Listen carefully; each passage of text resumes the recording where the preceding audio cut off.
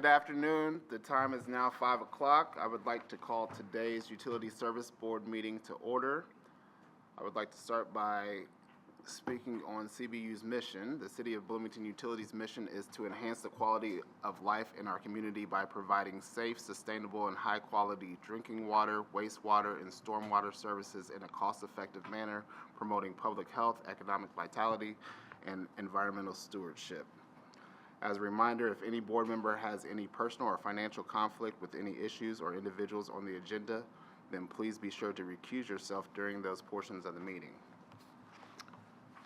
First on our agenda is petitions and communications. Are there any petitions or communications from the public?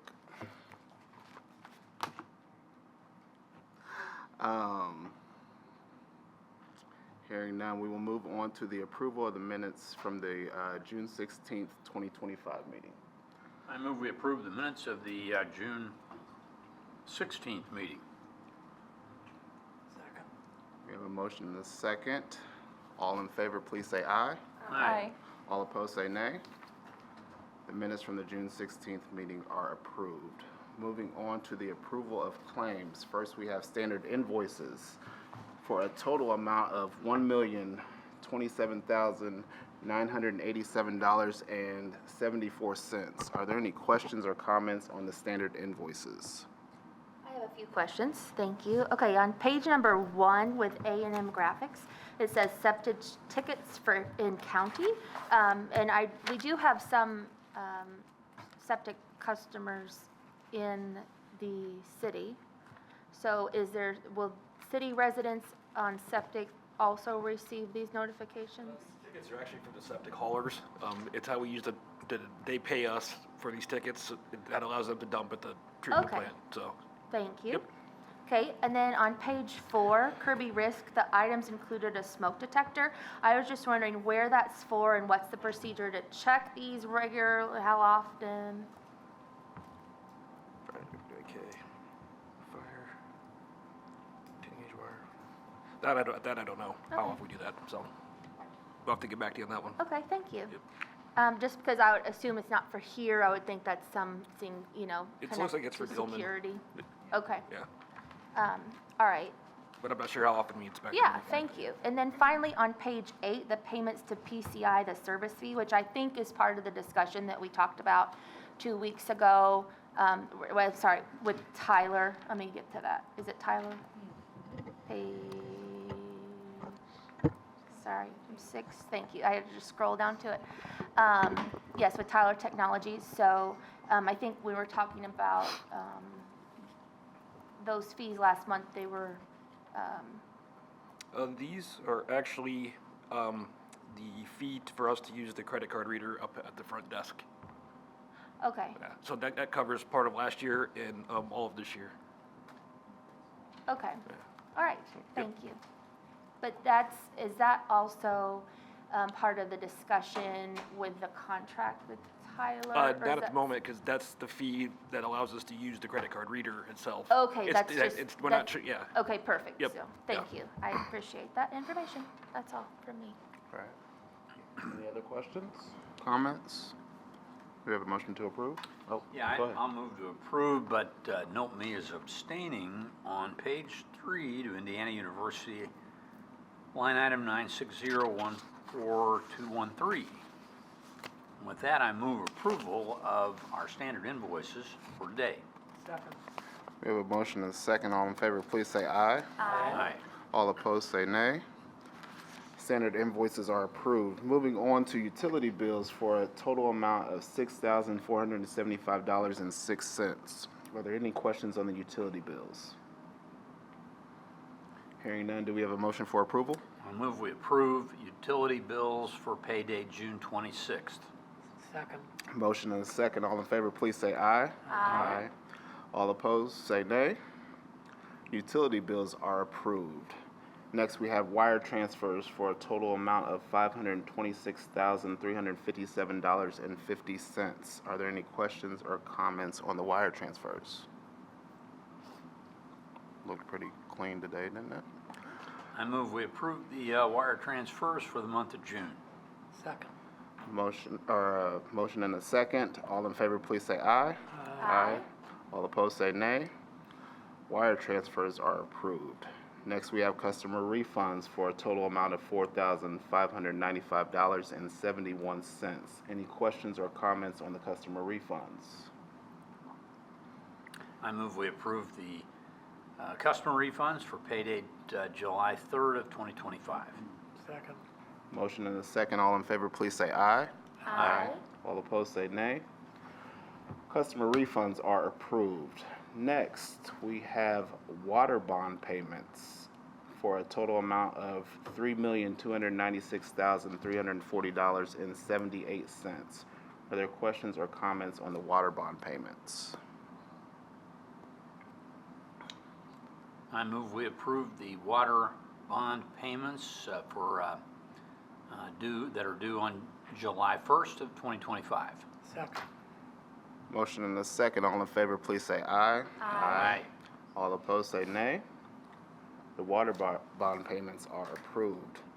Lastly, we have sewer bond and solar panel payments for a total amount of $2,016,923.22. Are there any questions on the sewer bond and solar panel payments? Yeah, I just have a question, Matt, maybe you know the answer. Do we have data on how much the solar panels are saving us in monthly costs? Yes, we do. Could you bring those to us sometime? Sure, yeah. Okay, thank you. I move we approve the sewer bond payments and solar panel payments for July 1st. Second.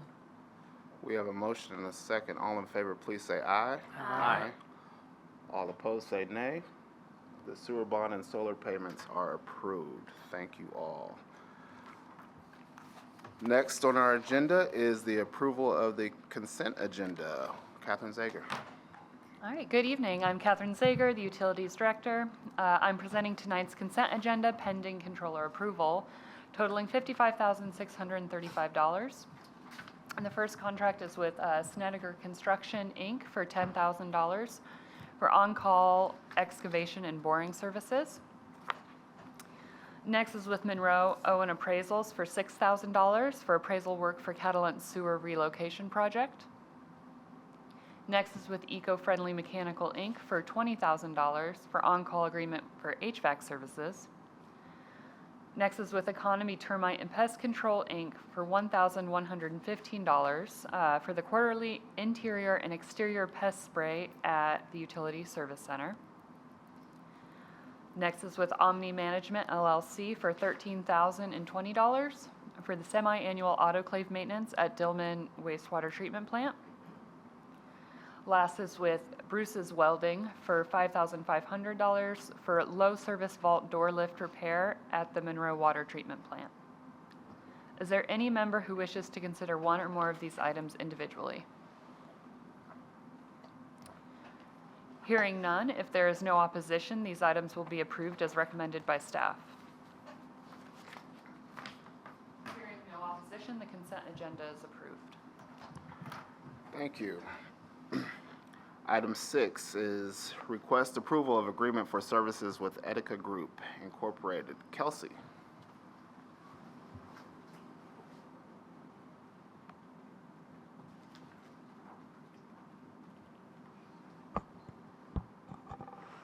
Good evening, board members. Kelsey Latonia, Utilities Environmental. So this is an agreement for a letter of map amendment with Etica Group, who did the modeling for Clear Creek after the Hidden River project. So the letter of map amendment for the floodplain will take the old lagoon area on the north side of the property and remove it from the FEMA maps. So Etica Group has already completed the modeling portion of this, and they completed what we call no-rise certification earlier this year, which basically states that all of the existing buildings are in compliance and our status in the National Flood Insurance Program is in compliance. So this next step is basically to be good stewards of the property and do what is next for, cleaning up the maps essentially for an area that is well above the base flood elevation. So I'm happy to take any questions. Any questions for Kelsey? Do we have a motion for approval? I move we approve the agreement for services with Etica Group. Second. We have a motion and a second. All in favor, please say aye. Aye. All opposed, say nay. Approved. Thank Thank you. you. Next, we have request approval to terminate ground lease and right-of-way with Singular Wireless, PCS LLC. Chris Wheeler.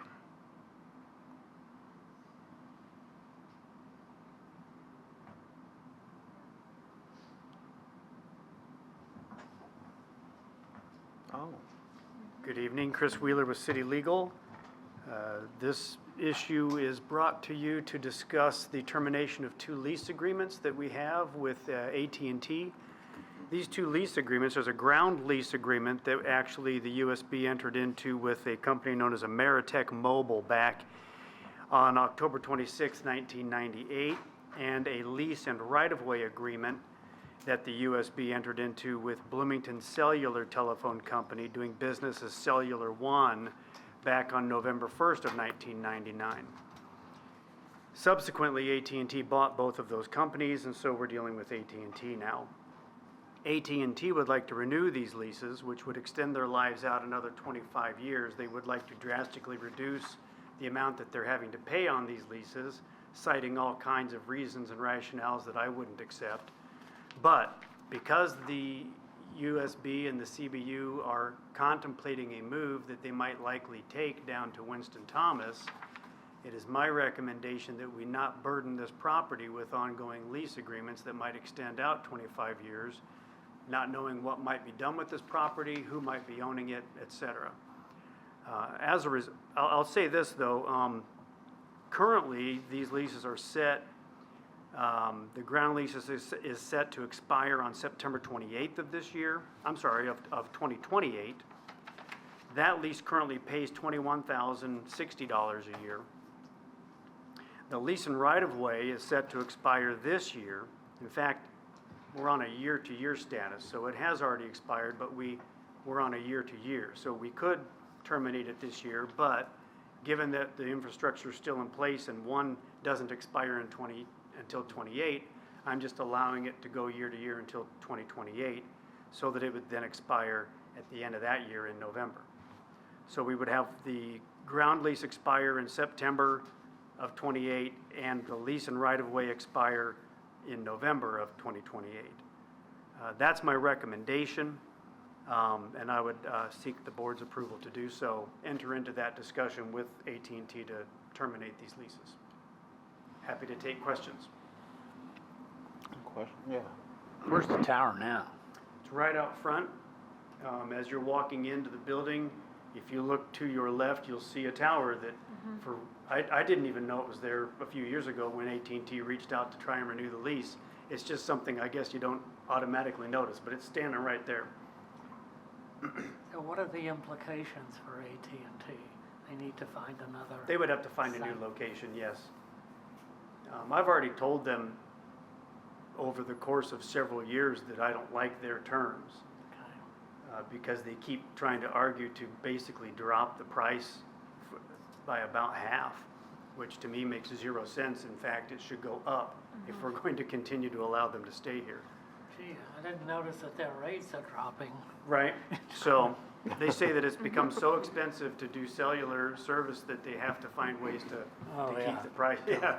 So they're not very friendly to deal with, and I just don't think we need to continue to burden the property with their presence. Well said. Outside of the monetary benefits, what other benefits do we have in We these can agreements? co-locate utility infrastructure on their tower, but I've spoken with the ITS department and they have no need to do that. So to me, that's the only other possible benefit I think we would receive from them being here. Is the tower in a place where we might expect, because I haven't looked, I guess that's a good thing that I didn't notice. Is it someplace where you'd expect that new uses of the property would need to move, would be in the way? I mean, if it's like in the utilities easement or something, then that's, Well, you heard the mayor discuss the fact that at some point it's possible that they'd like to sell and have it get redeveloped. And I would think that a redevelopment would require at least to have the tower relocated, so there'd have to be new terms of location, new legal descriptions for the easement and where it's located. If another department were to occupy this property, I don't know whether they would need to enlarge the footprint or just keep it the same, in which case the tower could stay right where it is. But that wouldn't be our decision at that point. We'd be long gone, hopefully. okay. Any other questions or comments for Chris? Hearing none, do we have a motion for approval? I move we approve request to terminate the ground lease in right-of-way with Singular Wireless PCS LLC. Second. They're actually both with AT&T, but And successors. yes, thank you. That, Second. very nice. We have a motion and a second. All in favor, please say aye. Aye. All opposed, say nay. Request is approved. Thank you. Next, we have request approval of First Amendment to Agreement for Services with Precision Quality Contracting LLC. Mark Menifee. Hello, Mark Menifee, utility engineer. As you know, we've been upgrading the fiber optic cable at the Blucher wastewater treatment plant. And during the accomplishment of the original scope, we discovered there was additional work that needed done.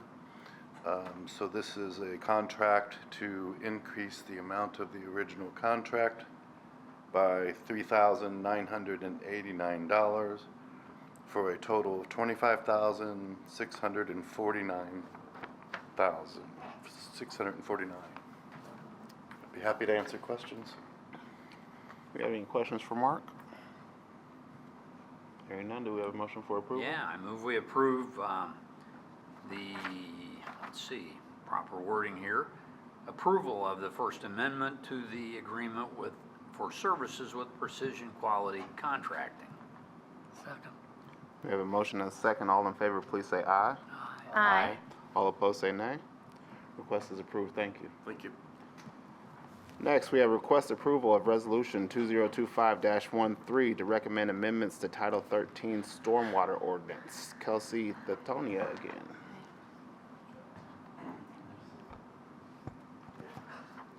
Hello again, Kelsey Thetonia with the Environmental Division. I'm here to present to you several changes to our Title 13 Stormwater Ordinance. The first reason why we'd like to revise Title 13 is because the Indiana State Legislature this year passed a bill that requires a stormwater program to not have any ordinance or regulation or rule that is more stringent than the state's construction stormwater general permit. So our program is responsible for having some type of permit program in place that regulates construction sites within our MS4 jurisdiction. And so we wanted to go through our ordinance to make sure that what we have best mirrors the CSGP and just follows the spirit of this new regulation. So some of the changes we've made are fairly general in the ordinance itself, and we are working on more detailed changes to the design manual that we hope to have done within the next few weeks. But the ordinance itself, the changes regarding the response to that House bill, it's just offering some clarification on the permitting process. I guess I'll go through an overview of what we've changed in it, and if you want me to go into more detail, I can. But basically, we're proposing for the stormwater management permit that any site that doesn't need the state's construction permit coverage is going to have a simplified application process. We still need to regulate drainage on private property. We still need to oversee, even a small site, putting in new stormwater infrastructure so that we can ensure it's sized properly and installed properly. Also putting in water quality measures for smaller sites that pose a water pollution risk, such as gas stations. The other change is we've removed a provision from the performance standards for construction sites. Nearly all of that chapter is verbatim from the state's general permit, but we added in a provision to prohibit plastic netting and erosion control mats. So since that stood out really clearly as an additional provision than what the state requires, we removed it from that section, but have talked to the planning department about putting it back in the UDO potentially as just a landscaping standard regarding material usage. So we've also removed the requirement in our requirement for performance bonds to remove active construction site erosion controls from that bond estimate. The state, the new state law clearly mentions financial assurances in that bill, stating that we can't be more stringent than the state. And that was something that stood out to us as it could be in conflict with that. And we felt okay removing that because we still require a performance bond for new stormwater infrastructure and permanent BMPs. That also requires some type of stabilization. So if something were to happen on a site, we have a lot of enforcement mechanisms we can use to get ground stabilized. And if not, then we have that bond that would still cover the final stabilization of the site. So those are some of the changes that we've made in response to that bill. We've also gone through and done some clarifications to some of the wording, as well as making just some general corrections. It was a really large, thorough ordinance that was rewritten, so you expect that you go in, and there were some things that just needed to be fixed or some references that were incorrect, so you'll see some of those. And then we have a new section regarding culvert maintenance. So it's kind of a new topic, so we decided to use this time to also add that in there. So it's in the section that governs like long-term maintenance of infrastructure on private properties. And so we went in and just to put a general statement about the private property owners' duties to maintain driveway culverts. This is something that we've always encouraged, but to be able to put it into our ordinance, to be able to enforce it when needed, will help out our operations quite a bit. It's just been something that we haven't had that's enforceable before. We just encourage people to do it. So now we're actually writing it down and being able to tell people what we expect from them. I've also made a modification based on some of the feedback we received on the ordinance from local developers and engineers. We're clarifying requirements for drainage easements, where previously it stated we require new drainage easements on for new projects for surface conveyances, but we're clarifying that now to say any stormwater drainage system, including underground pipes that would drain the right-of-way or drain multiple lots. We need to be able to require easements on some of those types of infrastructure. So a little bit of clarification. I want to thank Chris Wheeler and Liz Carter and Caden Swanson and everyone else who helped with these updates over the past few weeks. And I am happy to answer any questions you have. Thank you, and thank everybody for their hard work on this. I know it came quickly, and you made this very palatable and understanding for us, so thank you. Sure. Any questions or comments for Kelsey? Yeah, when we say adding the authority of Indiana Code, Title 36, which allows a municipality to regulate stormwater on private property, in reality, what does that mean for a property owner? I mean, if you've got a drainage swale in your backyard that, just kind of there, and what are we now requiring property owners to do in that? Yeah. So this isn't requiring property owners necessarily to do anything new. This is more of an authority that will, basically it backs up our ability to regulate new development and new construction. So if someone comes in to build on a piece of property, the municipality has the authority to determine how they manage drainage in that new development. It's just a reference that, I will have Chris. Yeah. So we've always had the authority, we've always had the responsibility with regards to that statute being in place. The purpose for putting it in now is sort of in response to that House Enrolled Act 1037, which created a new statute that tells us that we cannot be more stringent than that general permit, the construction site general permit that we have to operate under. We wanted to put that code section in as one of our authorities and responsibilities so that we could show some delineation as to why we are still enforcing some things that might look like we're going beyond the CSGP, but we're not. So we wanted to get that in there to help us to be able to point to that in the future if anybody tries to call us out on why we're still regulating some things that you don't see even mentioned in the CSGP. I don't know if that helps you at all. Yeah, it does. And so I think what you're telling me is this has more to do with as a property is being developed as opposed to maintenance after That's the right. fact. Go ahead. I want to add, to me, it's functioning similar to how a county drainage board regulates drainage, but a municipality has the ability to create similar ordinances regulating drainage. Yeah, and we've obviously seen the last couple of days why that's important and why detention and retention are important too, but those come at a cost. And when you've got a big neighborhood association or whatever with a retention pond that they inherited as the developer handed it to them. There's a lot of responsibility with that, but we've got to maintain them because we really should be, property owners need to be responsible for the runoff. And we'll have local area flooding if we don't do things like this. So I get that part. And Chris, or either one of you can answer this. With the new Indiana legislation, would you say that more or less or overall decreases or increases the kind of regulation that we had in place here in the city? Normally, I think lately we've seen the state send us things that pull back from some of the things that we think are best for our community.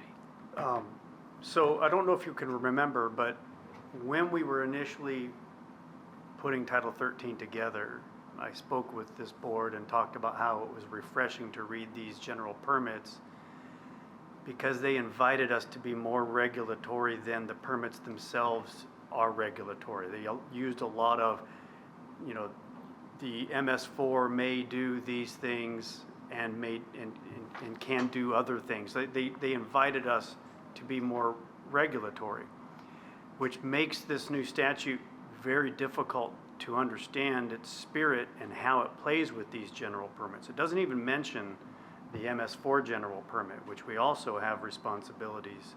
They overlap. But when it says that we can't be more regulatory than the general permit, but the general permit itself is inviting us to be more regulatory than the general permit, it becomes very difficult to understand how we're supposed to behave. So I think to answer your question, we're supposed to be less regulatory, and we're having a hard time figuring out how to do that while still meeting the spirit of the statute and yet still complying with state expectations of us to enforce the CSGP. Very difficult, but this is what we have arrived at. So I don't know if that helps. That helps a little bit. Thanks. Yeah. Any other questions or comments for Kelsey or Chris? All right, I move approval of Resolution 2025-13 that recommends amendments to Title 13 Stormwater Ordinance as presented. Second. We have a motion and a second. All in favor, please say aye. Aye. All opposed, say nay. Request is approved. Thank you. Thank you all. Item number 10 is request approval of agreement for services with Wessler and Associates Consulting Engineers Incorporated. Dan Hudson. I'm Dan Hudson, the Capital Projects Manager for the City of Bloomington. I'd like the board to consider a contract with Wessler Engineering to do a study, preliminary engineering evaluation for the Dillman wastewater treatment plant to evaluate the media in the existing sand filters. This would also include a evaluation of some structural problems that we may have on the clarifiers and digesters. That would be for $35,500. I'm open for questions, yeah. Any questions or comments for Dan? Hearing none, do we have a motion for approval? Yeah, I move approval of the agreement for services with Wessler and Associates as presented. Second. Motion and the second. All in favor, please say aye. Aye. Aye. Thank you. All opposed, say nay. It is approved. Thank you. Item number 11 is old business. Any old business from the board? Old business from staff? New business from the board. New business from staff? No? Makes this really easy. I maybe should have said, Go ahead. sorry. Go ahead. I never know if it's like new business or public comment. So just, I guess, a comment would be that we've had all this excessive rain.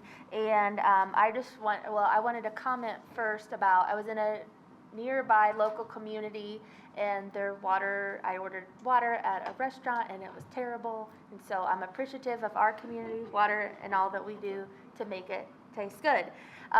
With the excessive rains, I was just wondering, how is that affecting our algae levels? I know we're coming into this season where we might notice an aesthetic change. Are we noticing any of that yet? So the rains actually help with the algae and the taste and odor issues. So the extended periods, when we have an extended period of heat and drought, that's when we have to start looking out for taste and odor issues. Yeah.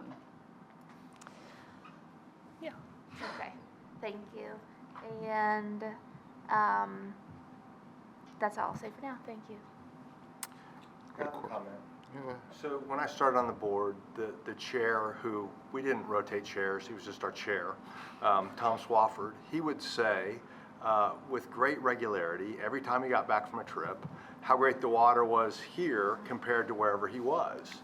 And I experience the same thing every time I go to Indianapolis. It is really much different, let me just say that. Yeah. And I have a great appreciation for the taste of our water here. Thank you. Yeah, well said. You really bring up a good point, and two things there. One is we're fortunate to take good care of the lake, and we got to keep doing that. And I know it's not just us, but it's the other counties that feed into it. It's 11 feet above normal pool right now. It's really full. I was out there on Saturday, and wow, it's like the torrents have come through and filled it up. But the second thing is, I think both of those are good. You know, both of you said, complimented in what we know, but I don't think we tell our story well enough. I think people are in this mode of being suspicious about government, and they just automatically think that our water's probably not that good, and they ought to be drinking all these millions of bottled water that wastes and causes all kinds of environmental issues that float in the ocean for centuries to come. So I really would challenge, I know our communications team is going through some leadership changes. I think that ought to be one of the things that's front and center, is how do we tell our story about our water quality and what we do and how we test it, how it's compared, because we spend a lot of money and we focus on that, and we've got a great team that works day and night to make sure that happens, and we're lucky.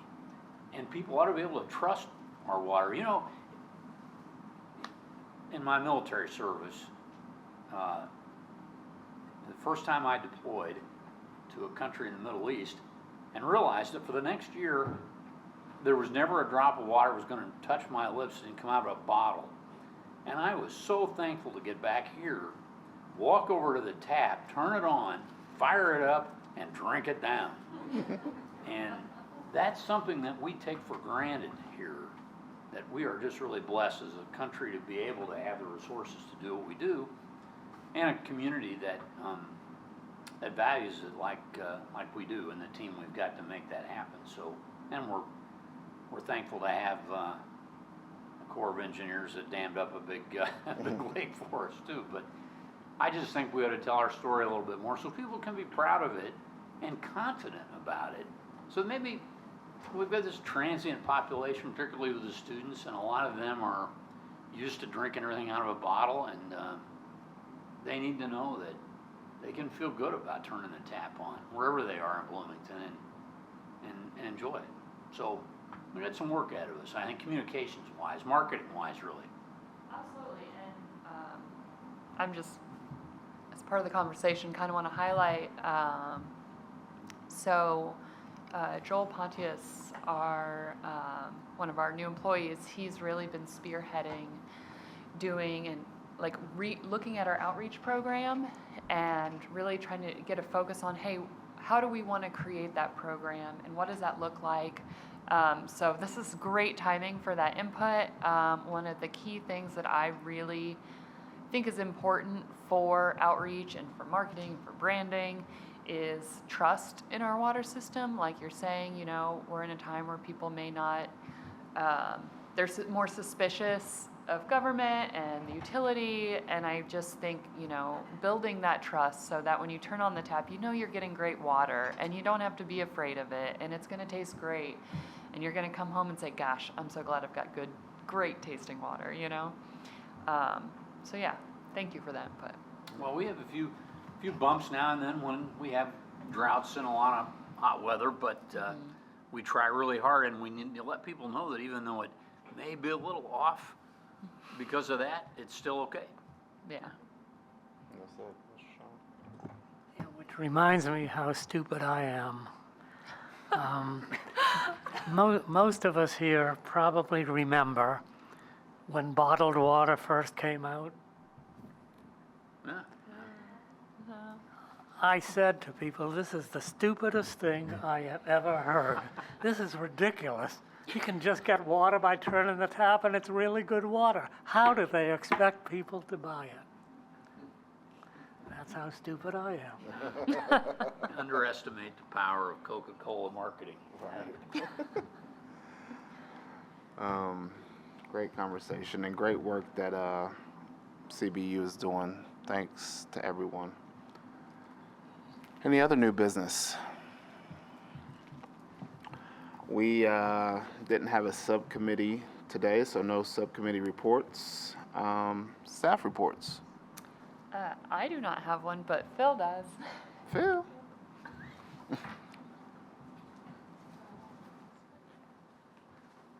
Phil Peden Engineering. So I have the proud honor to get to announce to the board that Nancy Axum is retiring from the engineering department after 25 years of service with the city of Bloomington and 19 years in our new service coordinator, project coordinator position. She's a true gem. We're really going to miss her. She did a wonderful job. I think she's going to retire. Her last day is July 3rd. I think she picked that day because she can celebrate her true independence on July 4th.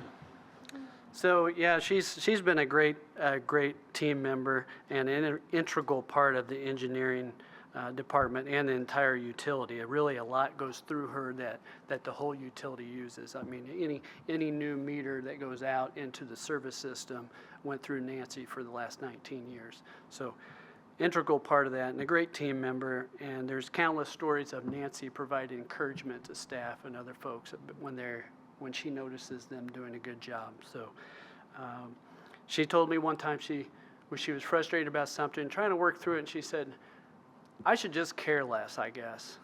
And so we worked through that. And so I just want to say that Nancy never stopped caring. She always cared about how the city was represented, how the engineering department was represented, and she made those things better for everyone. So just wanted to congratulate her on her retirement in front of the board.